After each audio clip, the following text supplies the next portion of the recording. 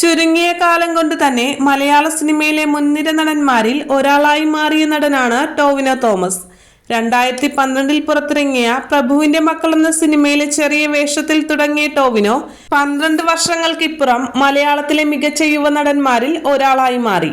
2015 റിലീസായ എന്ന് നിന്റെ മൊയ്തീൻ എന്ന സിനിമയിലെ കഥാപാത്രമാണ് പ്രേക്ഷകർക്ക് മുന്നിൽ ടോവിനോയെ ശ്രദ്ധേയനാക്കിയത്.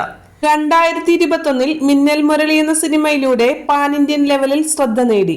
നവാഗതനായ ഡാർവിൻ കുര്യാക്കോസ് സംവിധാനം ചെയ്യുന്ന അന്വേഷിപ്പിൻ കണ്ടെത്തുമാണ് ടോവിനോയുടെ പുതിയ സിനിമ. ചിത്രത്തിന്റെ പ്രമോഷനുമായി ബന്ധപ്പെട്ട് സില്ലി മോങ്കോസ് മോളിവുഡിന് നൽകിയ അഭിമുഖത്തിൽ കൂടെ അഭിനയിച്ച നിഷാന്ത് സാഗറിനെ കുറിച്ചുള്ള അനുഭവം താരം പങ്കുവച്ചു. നിഷാന്തുമായി ഞാൻ ആദ്യം വർക്ക് ചെയ്യുന്നത് ഒന്നാം ലോക മഹായുദ്ധം എന്ന സിനിമയിലാണ്. അതിനു മുന്നേ നിഷാന്തിനെ സിനിമയിൽ മാത്രമേ കണ്ടിട്ടുള്ളൂ. ആദ്യമായിട്ട് കാണുന്നത് ജോക്കർ എന്ന സിനിമയിലാണ്. അത് കണ്ടപ്പോൾ ഞാൻ ആലോചിച്ചു, ഇതാരടാ മലയാളത്തിൽ കണ്ടിട്ടില്ലാത്ത പോലെ ഒരു മുഖം. ഹിന്ദിയിലൊക്കെ ഇങ്ങനെ കണ്ടിട്ടുള്ളൂ. ലുക്ക് മാത്രമല്ല, നല്ല കിടിലൻ ക്യാരക്ടറും ആ ക്യാരക്ടറിന്റെ ഗ്രാഫും അടിപൊളിയാണ്. ലോഹിസാറിന്റെ സ്ക്രിപ്റ്റും അത് ഭയങ്കര അടിപൊളിയായിട്ട് തോന്നി. പിന്നീട് ഫാൻഡത്തിനകത്ത് വിരൽ തൊട്ടാൽ വിരിയുന്ന പെൺപൂവെ എന്ന സോങ്ങിലൊക്കെ കണ്ടിരുന്നു.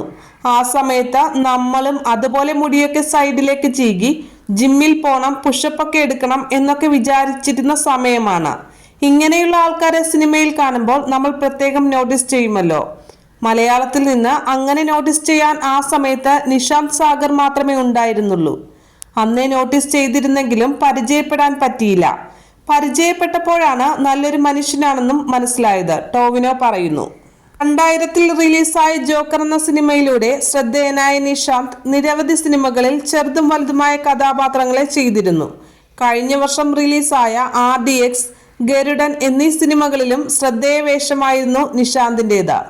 ടോവിനോയെയും നിഷാന്തിനെയും കൂടാതെ ഷമ്മി തിലകൻ, ഹരിശ്രീ അശോകൻ, കോട്ടയം നസീർ, വിനീത് തട്ടിൽ, ഇന്ദ്രൻസ്, വെട്ടുകിളി പ്രകാശ്, ജാഫർ ഇടുക്കി തുടങ്ങിയവരും സിനിമയിലുണ്ട്.